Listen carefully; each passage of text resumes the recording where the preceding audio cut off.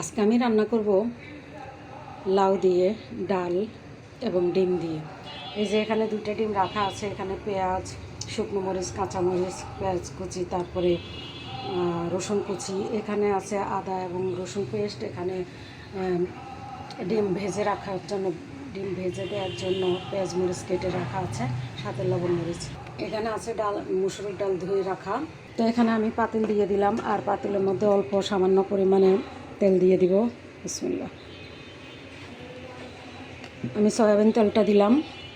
তো পাতিলটা আমার আগে থেকে গরম করা ছিল, আর তেল এখানে অল্প পরিমাণে দেওয়ার কারণ আছে, কেননা ডিম ভেজে যখন দিব তখন আরেকটা ফোড়ন দেওয়া হবে, যার জন্য তেল কম দেওয়া হয়েছে।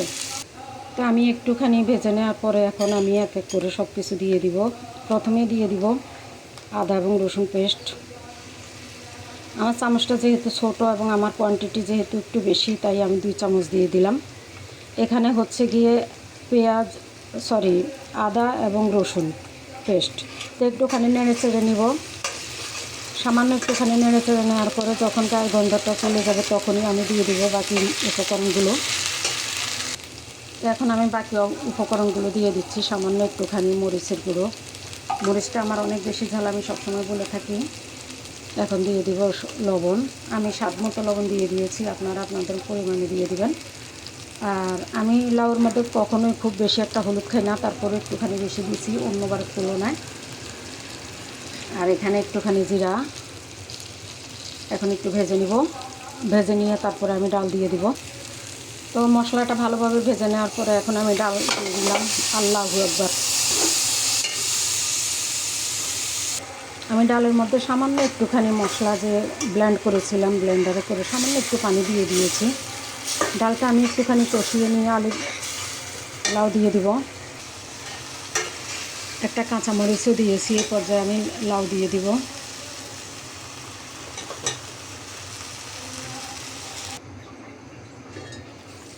এটা আসলে আমার হাজব্যান্ডের খেতে ইচ্ছা করছে, তো আমিও চিন্তা করলাম যে ঠিক আছে, নতুন একটা রেসিপি রান্না করি। তো এই যে লাউ থেকে একটু পানি উঠেছে, খুব বেশি যে উঠেছে তা না। তো একটু এখানে ভালোভাবে একটু কষিয়ে নিব। লাউয়ের ঝোলটা সম্পূর্ণ শুকিয়ে নেওয়ার পরে বাকি কাজটা পরে করব। আপনারা আমার সাথে থাকেন। তো এই হচ্ছে লাউ।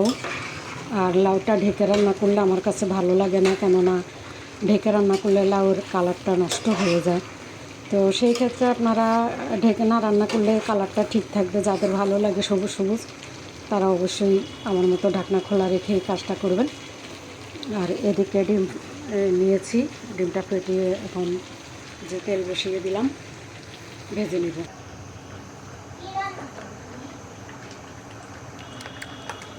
তো এখানে আমি ডিমটা ফাটিয়ে নিচ্ছি, আর ডিমটা আমি এখন ভেজে নিব। এই হচ্ছে আমার তরকারি। যখন আম্মা বেঁচে ছিলেন তখন লাউ দিয়ে এইভাবে নিরামিষ করতো আম্মা, পেঁপে দিয়ে করতো, তারপরে মিষ্টি কুমড়া দিয়ে, বুটের ডালটা দিয়ে করতো। কী যে মজা লাগতো আসলে, তখনকার স্বাদে ছিল অন্যরকম। তো যাই হোক, আমি পেঁয়াজ দিয়েছি, মরিচ দিয়েছি। আর যে আপুর রান্না দেখে আমার হাজব্যান্ডের খেতে ইচ্ছা করেছিল, ওই আপু কিন্তু শুধুমাত্র খালি ডিমটাই শুধু ভেজে নিয়েছে। তো আমার হাজব্যান্ড আবার এটা খুব পছন্দ করে থাকেন, মানে পেঁয়াজ একটু বেশি করে দিয়ে, কাঁচামরিচ দিয়ে ডিম ভেজে নিয়ে তারপরে এটা দিয়ে কোনো তরকারি রান্না করলে ওর খুব ভালো লাগে। বিশেষ করে আলুর ডালটাও খুব পছন্দ করে এইভাবে। তো আমিও তাই করতাম। তো যাই হোক, ডিম ভেজে নিচ্ছি। 2টা ডিমকে আমি 4 ভাগ করেছি, এখন আমি দিয়ে দিব তরকারির মধ্যে। আর বাকি কাজটা আমি এখন সেরে নেব। এখন ফোড়নের ব্যবস্থা করলাম। একটা শুকনো মরিচ দিয়েছি, পেঁয়াজ কুচি এবং রসুন কুচির সাথে।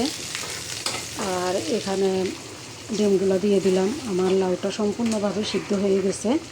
এই যে দেখতে পাচ্ছেন কত সুন্দর কালার এসেছে, আলহামদুলিল্লাহ।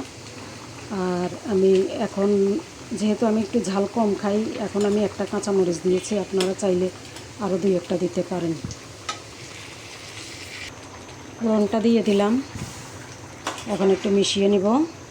আর এইভাবে আপনারাও ট্রাই করে দেখতে পারেন, আমি তো আজকে করলাম। তো সবাই ভালো থাকবেন, আল্লাহ হাফেজ। আশা করি সবার ভালো লাগবে, যারা রান্না করতে পারেন, যারা করতে পারেন না, এবং যারা নতুন, সবারই উপকারে আসবে আশা করি। এই রান্নাটা একদম সহজ, একদম সহজ।